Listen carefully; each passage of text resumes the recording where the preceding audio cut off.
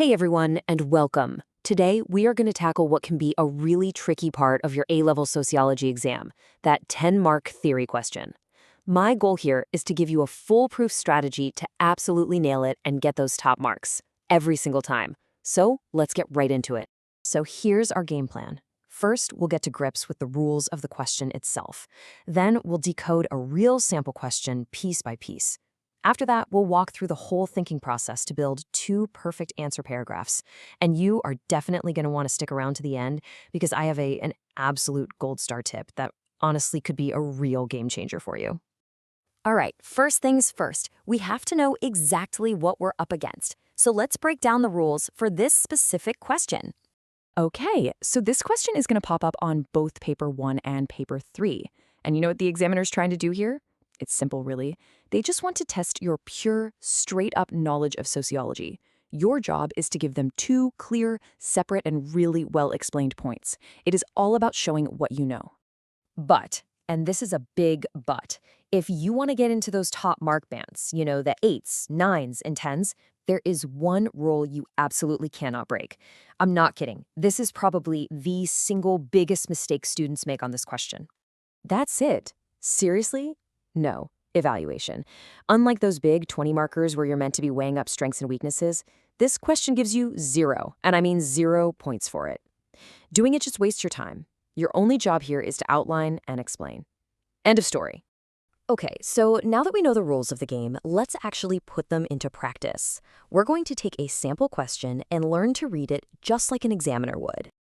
Okay, here it is. Now, the big temptation here is to just start writing down everything you've ever learned about structuralism, right? Don't do that. The real key is to break the question down into its core components first. And here's how we do it. It's a pretty simple 3-step process. First, you identify concept A. In this case, that's structural theories. So think functionalism, Marxism, that kind of thing.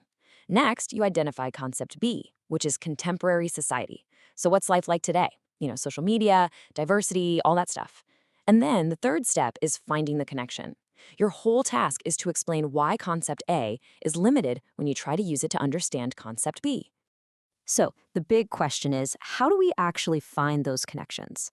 Well, this next bit is all about the brainstorming, the thinking process you should go through before you write a single word of your answer.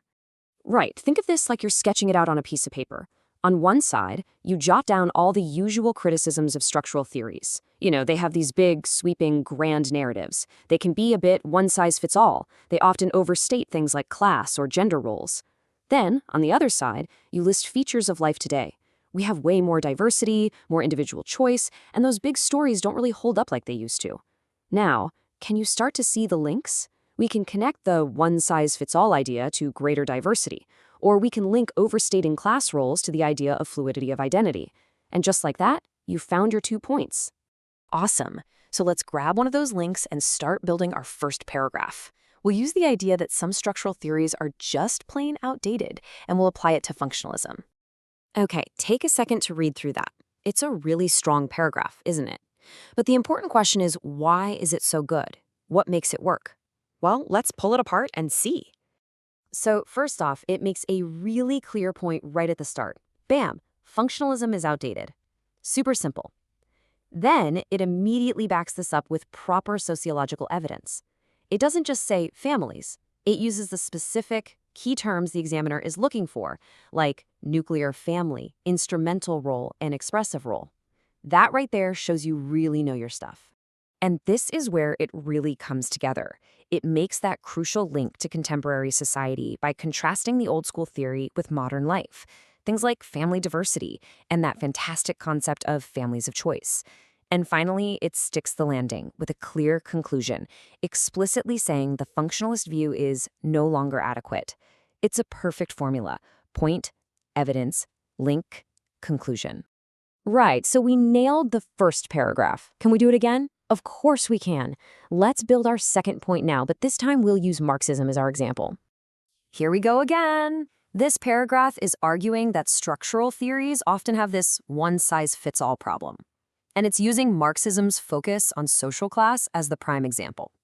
Then, it cleverly contrasts this with postmodernist ideas and the way media shapes who we are today. So let's break this one down too. The point is, again, crystal clear. They use a one-size-fits-all approach.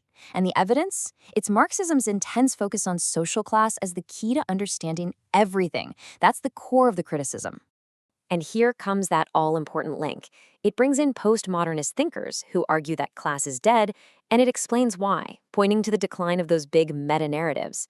The conclusion ties it all up in a neat bow, explaining that in our world, which is totally saturated with media, our identity is way more complex. We can build it from things other than just our class. You see?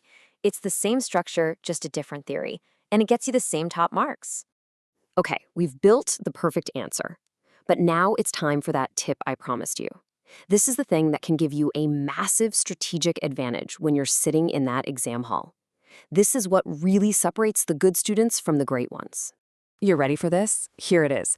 For these theory questions on paper 1 and paper 3, you can pull in knowledge and examples from any topic across the entire A-level sociology course. Family, beliefs, crime, stratification, it is all fair game. Just let that sink in for a second. What does this actually mean? It means if you're sitting paper 1 and the topic on the paper is education, you do not have to use an education example. Just like we did, you can pull in an example from family to answer the question. This is amazing because it lets you play to your strengths. You can use the topic you know best, and it shows the examiner you have this fantastic big picture understanding of the whole subject. So the most important takeaway here is this. When you walk into that exam, you have a much, much bigger toolkit than you probably realize. Your entire 2 years of study are at your disposal for this one question. You are not trapped inside a little topic box. And there you have it. That is the complete method for acing the 10-mark theory question. We've broken down the rules, the structure, and the ultimate strategy to give you an edge. So I guess the only question left to ask is, what 2 ideas are you going to connect?